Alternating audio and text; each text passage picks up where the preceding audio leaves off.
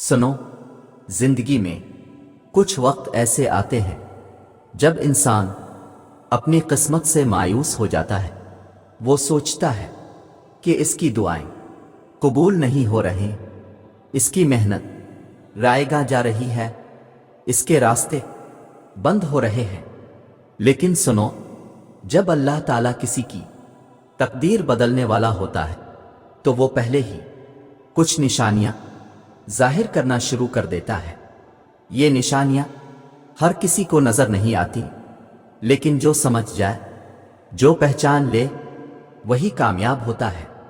آج میں تمہیں وہ 3 نشانیاں بتانے جا رہا ہوں جو اس بات کا اشارہ دیتی ہے کہ اللہ تعالیٰ تمہاری قسمت بدلنے والا ہے۔ لیکن پہلے ایک بات سمجھ لو، اللہ تعالیٰ قرآن کریم میں فرماتا ہے، بے شک اللہ جس کے ساتھ بھلائی کا ارادہ کر لے، اس کے دل کو اسلام کی طرف کھول دیتا ہے۔ اس کا مطلب کیا ہے؟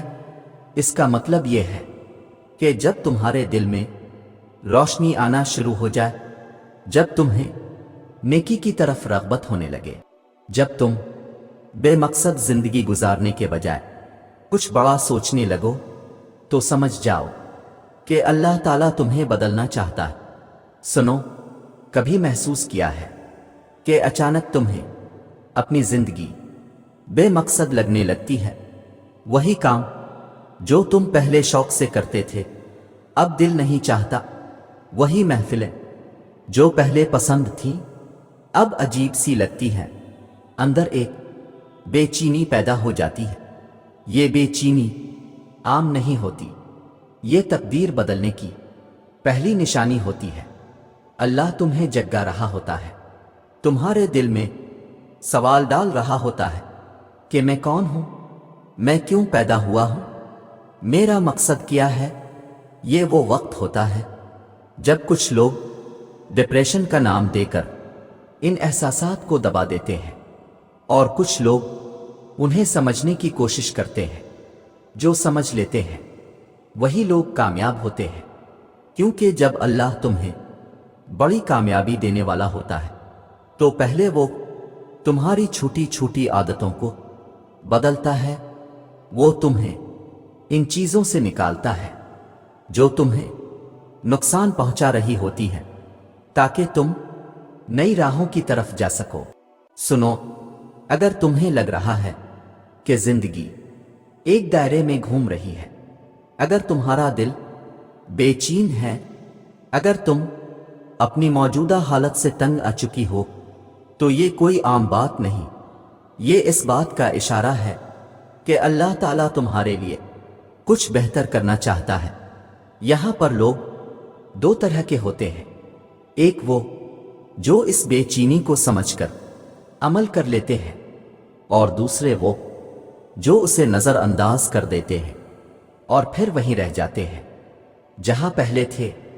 یاد رکھو، یہ نشانیاں صرف کامیابی کے لیے نہیں ہوتی، بلکہ زندگی کی ہر پریشانی، ہر آزمائش، ہر تکلیف اور ہر صبر کے آخری درجے پر پہنچ جانے والے بندے کے لیے بھی ایک پیغام ہوتی ہے۔ کبھی ایسا ہوا ہے کہ تم نے ہر ممکن کوشش کر لی، ہر دروازہ کھٹکھٹا لیا، ہر راستہ اپنا لیا، لیکن پھر بھی کوئی راستہ کھلنے کا نام نہیں لے رہا؟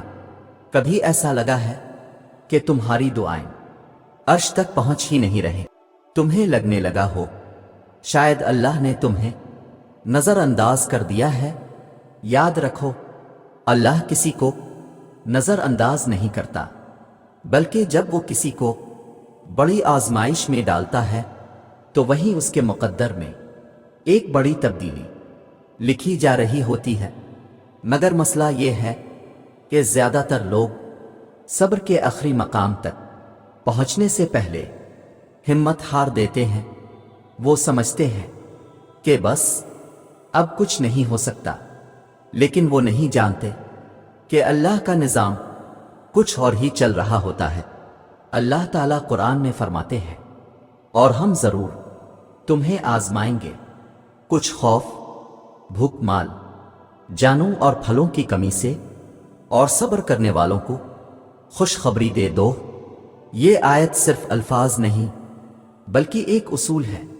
اللہ کہہ رہا ہے کہ وہ ضرور آزمائے گا، وہ تمہیں خوف میں مبتلا کرے گا، تمہیں بھوک لگے گی، تمہارا مال کم ہو جائے گا، تمہاری جانوں کو آزمائش میں ڈال دیا جائے گا، تمہارے ارد گرد کے حالات بگڑ جائیں گے، لیکن جو صبر کرے گا اس کے لیے خوشخبری ہے۔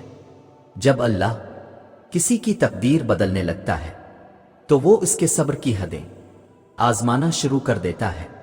یاد رکھو، بڑے فیصلے آسان نہیں ہوتے، بڑی تبدیلیاں یوں ہی نہیں آتی۔ جب اللہ کسی کو کچھ بڑا دینے لگتا ہے تو پہلے اسے چھوٹی چھوٹی چیزوں سے محروم کر دیتا ہے تاکہ وہ بڑا حاصل کرنے کے قابل ہو جائے۔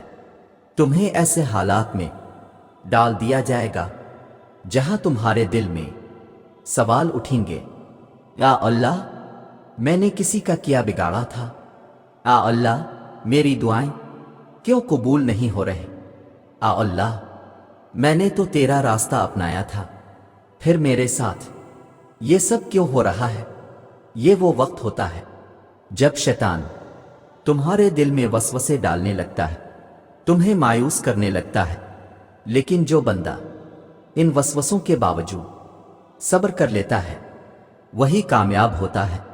دیکھو، حضرت یوسف علیہ السلام کو قید میں ڈالا گیا، ان پر جھوٹے الزامات لگے، اپنے بھی دشمن بن گئے، لیکن انہوں نے صبر کیا۔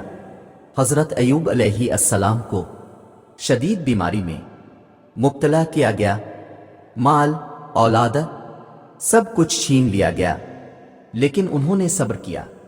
نبی کریم صلی اللہ علیہ وآلہ وسلم کو مکہ میں سخت ترین آزمائشوں سے گزرنا پڑا، طائف میں پتھر مارے گئے، اپنوں نے دھوکہ دیا، لیکن اب صلی اللہ علیہ وآلہ وسلم نے صبر کیا۔ یہی راز ہے، جب تم دیکھو کہ تمہاری آزمائش بڑھتی جا رہی ہے، جب تمہارے صبر کی انتہا ہو رہی ہے، جب ہر چیز تمہارے خلاف جا رہی ہے، تو سمجھ لو کہ اللہ تمہیں کچھ بڑا دینے والا ہے۔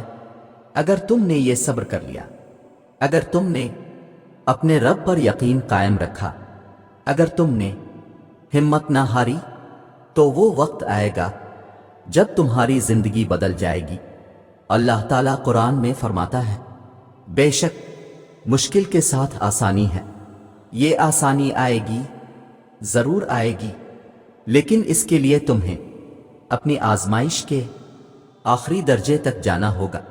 سنو، اگر آج تمہارے لیے حالات سخت ہو رہے ہیں، اگر تمہاری مشکلات بڑھ رہی ہیں، اگر تمہارا صبر آزمایا جا رہا ہے، تو گھبراؤ مت۔ یہ اللہ کی دوسری نشانی ہے کہ وہ تمہیں کسی بڑی تبدیلی کے لیے تیار کر رہا ہے۔ دیکھو، اگر تمہارے ساتھ ہر چیز الٹی ہو رہی ہے، اگر تمہارے راستے بند ہو رہے ہیں، اگر تمہاری دعائیں قبول نہیں ہو رہے، اگر تمہاری آزمائشیں طویل ہوتی جا رہی ہیں، تو گھبراؤ مت۔ اللہ جب کسی کی تقدیر بدلنے والا ہوتا ہے تو وہ آزمائشوں کا سلسلہ اس وقت تک جاری رکھتا ہے جب تک بندہ مکمل طور پر تیار نہ ہو جائے۔